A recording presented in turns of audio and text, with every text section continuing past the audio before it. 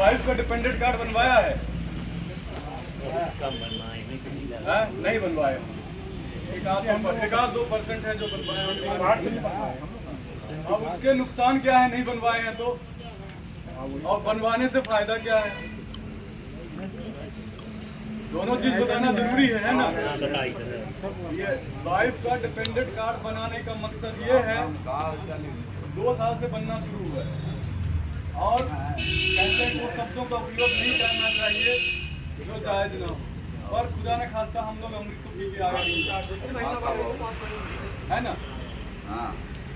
अब इससे क्या फिल्टर होगा? जब आप अपने वाइफ का डिपेंडेंट कार्ड बनवाएंगे, सभी लोग देख पाते हैं, आपके वाइफ का जब डिपेंडेंट कार्ड बनेगा उसका एक्चुअल नाम लिखा जाएगा जिला सैनिक बोर्ड, वहाँ से आपको पता चल जाएगा कि आधार कार्ड में और डिपेंडेंट कार्ड में क्या मिस्टेक है। और जब डिपेंडेंट कार्ड बना रहेगा तभी आपको जो सहयोग राशि मिलती है वो मिलेगी। और डिपेंडेंट कार्ड ही बना रहेगा तब मान लीजिए गलती से ऐसा वाइफ का होता है तब भी वाइफ के मरने पर भी सहयोग संतोष की राशि मिलती है। लेकिन लगातार यहाँ लगता है कि 1 से 2 केस में मिला है बस हो गया, क्योंकि किसी का डिपेंडेंट कार्ड एक ESM ID इस साल मध्य प्रदेश सरकार ने ESM ID जनरेट की है। आप लोगों को शायद कुछ तो पता होगा, मैं लगातार ESM ID पर फोकस दिया हूँ और ESM ID के बारे में बता रहा हूँ। ESM ID चल नहीं रही है, लॉगिन हो नहीं रही है। क्यों नहीं हो रही है उसका कारण मैं बता देता हूँ। समग्र ID में कुछ और नाम है, आधार कार्ड में कुछ और नाम है, फोन में कुछ और नाम है। तो ESM ID जब तक सारी चीजें एक नहीं होगी तब तक नहीं चलेगी। ESM ID के लाभ क्या है? स्टेट गवर्नमेंट की जितनी भी फैसिलिटियां हैं, स्टेट गवर्नमेंट की जितनी फैसिलिटियां हैं फाइनेंशियल से लेके, वो सब कैसे मिलेगी? ESM ID के थ्रू ही मिलेगी, अन्यथा नहीं मिलेगी। स्टेट गवर्नमेंट की फैसिलिटी पूर्व सैनिक को जो मिलती है। ESM ID है क्या? ESM ID एक जिस तरह से आपका आर्मी नंबर, वैसे ही मध्य प्रदेश सरकार ने अपने पूर्व सैनिकों को काउंटेबल में रखने के लिए एक टेबल में ESM ID बनाया। चला ठीक है, वो है ESM ID। और ESM ID अगर नहीं चलेगी तो आपका कोई फैसिलिटी नहीं मिलेगा। इंक्लूड हम लोग जो अभी नए रिटायर होके आए हैं उनको भी, ठीक, क्योंकि हमारे लिए सबसे जरूरी इसलिए कि हमारे बच्चे की पढ़ाई कर रहे हैं। आप लोग उससे पार हो गए हैं, लेकिन आपके साथ जो है उनको बता सकते हैं। ESM ID से ही जो नॉन पेंशनर हैं, नॉन पेंशनर कौन आते हैं? जो 1 साल सर्विस किया, 2 साल सर्विस किया, 10 साल सर्विस किया, 13 साल सर्विस किया, 14 साल वाला नहीं आता। 14 साल 2 महीने के बाद नॉन सर्विस में नहीं आते, नॉन पेंशन में नहीं आता है।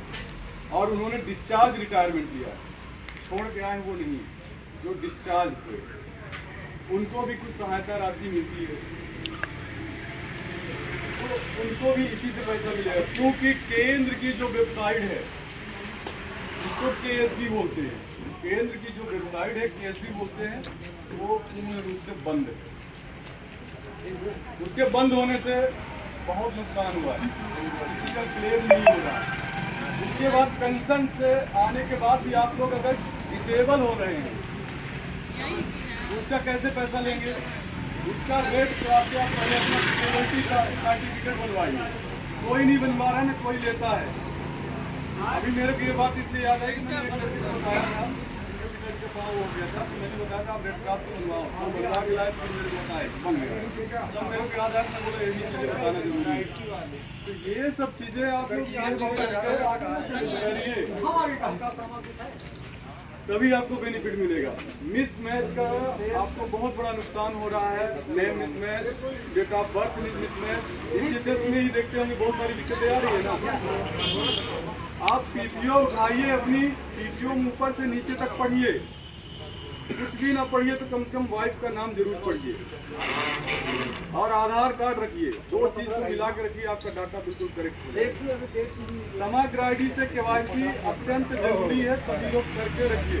समग्र ID में, आधार कार्ड में और PPO में एक जैसे नाम होना ही चाहिए। अगर स्टेट की कोई फैसिलिटी आपको ये सब कोटे से लेना, बहुत सारी चीजें मिलती है, हम लोगों को पता नहीं है। बहुत सारी चीजें हैं। एक तरफ कॉलेज में जो बच्चे पढ़ते हैं सबको पैसा मिलता है, केएसबी से जेसीओ को पैसा नहीं मिलता था, लेकिन स्टेट गवर्नमेंट देती है, हम वो भी नहीं ले पाते हैं। इसलिए दूसरे लेते जो थोड़ा सा और जो भी टेस्ट है सारे चीज़ें लेते थे, यहाँ भी वो ले लेते हैं। लेकिन कुछ लोग हैं साहब लोग जैसे कि बेचारे जानकारी न होने के कारण नहीं लेते हैं, तो कोशिश करिए। अब तो सारी चीज़ें सोशल मीडिया में आती रहती हैं, बताते रहते हैं लोग, नहीं बताते थे, दूसरे के माध्यम से बात करिए कि क्या मेरी वाइफ, मैंने ये ट्रीटमेंट कराया है, इसका पैसा कहाँ से मिलेगा। क्लेम मिलेगा, सरकारी रेट में मिलेगा, अगर आपने इमरजेंसी ट्रीटमेंट कराया है पर मिलेगा, कुछ तो मिलेगा। मान लीजिए 10 रुपए का आपने कराया ट्रीटमेंट, तो 3 रुपए मिल रहा है ना, तो 3 रुपए कहाँ पड़ा है। आजकल 3 रुपए कमाने के लिए इतनी मेहनत करना पड़ता है, झूठ पे झूठ बोलना पड़ रहा है ना। तो ये सब करिए, खास तौर पे मैडम का, माता पिता का, बच्चों का नाम सही करिए, डेट ऑफ बर्थ सही करिए ना। इस समय बहुत अच्छा हो गया है कि जो एफिडेविट बनवाते थे, थोड़ा सा दिक्कत आई थी। फर्स्ट क्लास मजिस्ट्रेट का जो साइन होता है एफिडेविट में, अब वो आप लोग एफिडेविट बनवाइए, उसमें नोटरी का साइन नहीं कराना है नाम चेंज कराने के लिए, उसमें बनवा के 50 रुपये के स्टैम्प पेपर में बनवाइए, सीधा कहाँ जमा कर दीजिए, जिला सैनिक बोर्ड में। 1 महीने में मिनट सीट बनता है और जाता है कलेक्टर के पास, वो साइन करके अगले महीने आपको वापस मिल जाएगा, फिर न्यूज़पेपर में निकलवा के जमा कर दीजिए। 7-8 महीने में चेंज होके आ जा रहा है।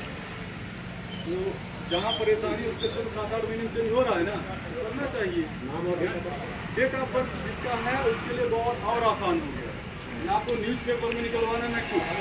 डेट ऑफ बर्थ के लिए एफिडेविट बनवाइए, एफिडेविट बनवा के फोटो कॉपी, आधार कार्ड, पैन कार्ड, डिस्चार्ज फी और पीपीओ की लगा के एक आवेदन लगाइए और दे दीजिए जिला सैनिक बोर्ड के द्वारा रिकॉर्ड को, और 7-8 महीने सुधर जाए। कितना आसान कर दिया डेट ऑफ बर्थ सुधरवाने के लिए, करिए धीरे धीरे। हाँ